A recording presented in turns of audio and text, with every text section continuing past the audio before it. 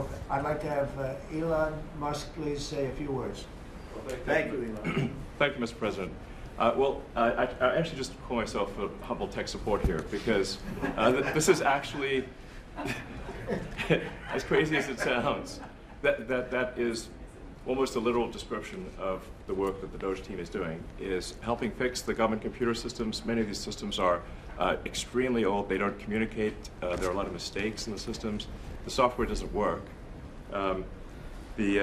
So we are actually tech support. It's ironic, but it's true.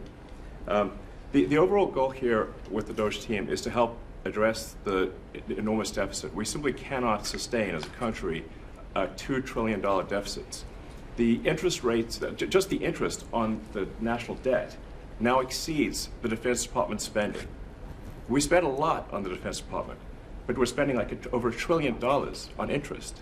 If this continues, the country will become de facto bankrupt. It's not an optional thing, it is an essential thing. That's the reason I'm here. And taking a lot of flack, and getting a lot of death threats, by the way. I mean, I'd like to stack them up, you know. But if we don't do this, America will go bankrupt. That's why it has to be done.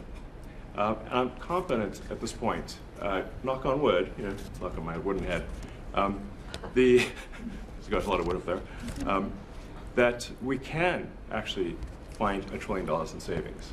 That would be roughly 15% of the $7 trillion budget. And obviously that can only be done with the support of everyone in this room. And I'd like to thank everyone for your support. Thank you very much. This can only be done with your support. So it's really, Doge is a support function for the President and for the agencies and departments to help achieve those savings and to effectively find 15% in reduction in fraud and waste.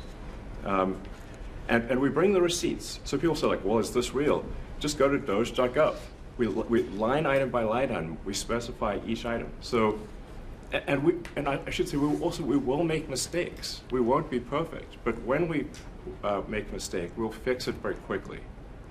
So for example, with USAID, one of the things we accidentally canceled very briefly was Ebola, Ebola prevention. I think we all want Ebola prevention. So we restored the Ebola prevention immediately, and there was no interruption.